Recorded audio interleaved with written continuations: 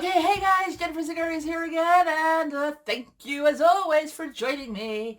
So, it's hard. We all know it to start, grow, accelerate your business.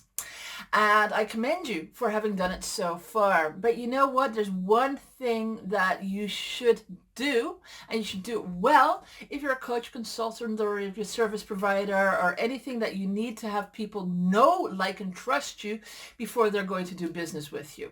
And we're talking about a higher end client here. So one of those things, one of the factors that you need to do really well is present. And one of the easiest ways to present yourself well is to create a webinar. So I want to talk to you today about how to determine your webinar's purpose and your ideal attendee.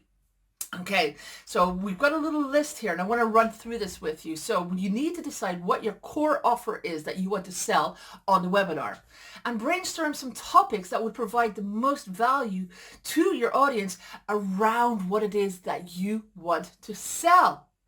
So determine your ideal client who is going to join you on your webinar. Age, gender, location, marital status, education, desires, all of these things. What are their challenges? What are their goals? What can you sell them? And really think about who that person is.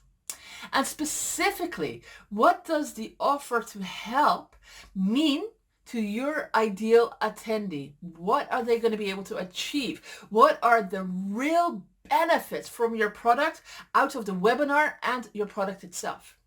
Okay, so then you determine what your sales goals are and how will the attendees purchase your offer. So is that a discovery call? Do you need to get on the phone with them? Is it a sales page? Yeah, work your funnel out. Now we're going to start preparing your webinar itself. So you need to determine the date, time, and length of the webinar. I'm a huge fan of evergreens, but a great day to do live webinars are Tuesday, Wednesday, or Thursday. Wednesday tends to be the best day to host a webinar because it averages the highest attendances. If you know who your attendees are and where they are time zone wise, make sure that you find a time that the majority of attendees can, of course, attend. And depending on the country and the occupation of your ideal attendee, the best time to schedule your webinars are between 10 a.m. and 2 p.m. and 6 p.m. and 8 p.m. When deciding on the duration of your online event, stick to less than an hour. Optimal is 50 minutes. And multiple day webinars are very, very popular nowadays, but make sure you don't keep people there too long. Okay, title and topic. Your webinar has to accomplish three main things. You need to demonstrate your value and your credibility. You offer more and more value, and you give your audience a win. Makes sense, right? It's not that hard. It's not rocket science. So when we look at a title, we need to have something that has a hook. And it has to be something that will grab the attention of your ideal client straight away. They're scrolling, as we all do. We're going through our social media, and we're also going to, get our attention pulled straight away. We offer a lot of value. If you know me, you know that I always say this: value, value, and more value. Give it to them as much as possible. Okay, now we're going to add a couple of bullet points, and we're going to call it a call to action on what they're going to learn. All right, so add that as well. Your presenter bio, it has to be your story. Demonstrated in a way that they know who you are and they will like you.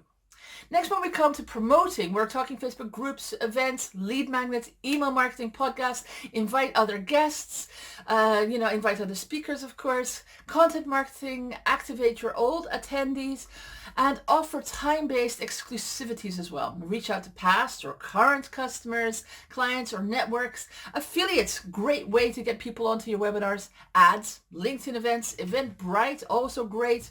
Meetup, industry-specific websites, or speaking engagements. And those are just a couple. There is lots more out there. Okay.